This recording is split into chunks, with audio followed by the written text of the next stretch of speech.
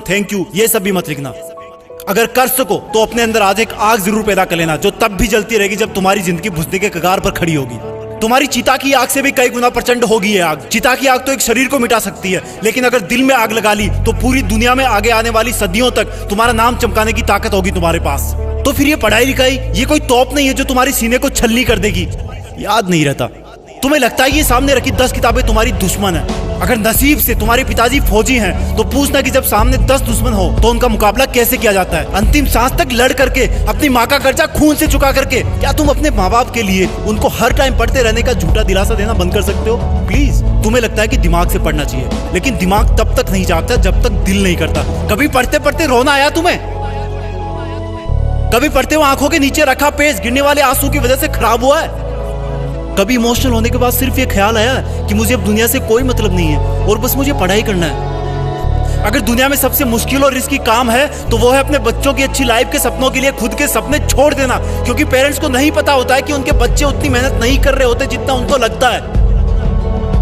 और अगर उनको लगता भी है ना तो वो इसलिए ज्यादा नहीं डांटते कि कहीं बच्चे हमारी स्ट्रेस में ना चले जाए डांटने के बाद। इससे भी ज्यादा मुश्किल काम है बच्चे के सपनों को मजदूरी करके पूरी करना, खेती करके पूरी करना। लेकिन फिर भी हमारे माँ बाप खुशी खुशी वो सब काम करते हैं जो वो नहीं चाहते कि हम सपने में भी करें। क्योंकि जब मैं अपनी मासूम सी भोली सी शक्ल लेके उनके सामने जाऊंगा और बोलूंगा कि पापा थोड़े पैसे चाहिए, किताबें लानी है, तब उस वक्त वो बिल्कुल नहीं चाहेंगे कि मुझे उनकी बेबस आंखों की तरफ देखने का एक सेकंड भी मौका मिले, क्योंकि उनकी आंखों ने बहुत कुछ देखा है, बहुत कुछ देखा है। और वो बिल्कुल भी नहीं चाहते कि उनकी आंखों में हम वो सब देख पाए उनकी तरह। काश कि इतना विश्वास तुम्हें अपने इरादों पर भी होता जितना विश्वास वो तुम पर करते हैं। आज मैं अपने पापा को खेत में पीने का पानी पकड़ाने गया। वो सुबह से खेत में काम पर लगे हुए थे।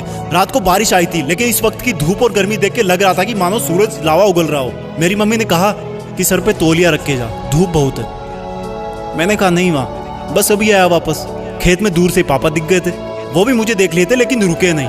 दूर से मुझे ज्यादा कुछ नहीं दिखा, लेकिन पास जाने में पाया कि वो पसीने में पूरी तरह से भीगे हुए थे और उनके सिर पे रखा सफेद तौलिया भी पसीने और मिट्टी से मटमेला हो गया था। मैंने पानी का जग दिया और उन्होंने वो खड़े खड़े पी लिया। जब मैं वापस लौटने के लिए पीछे मुड़ा तो मुझे अपने कंधे पर कुछ रखे जाने का एहसास हुआ और वो बोले, लगता है तुम्हारी माँ ने आते देखा नहीं तुम्हें, मेरा ये तौलिया सर पे डाल लो, बेटा धूप बहुत है आज।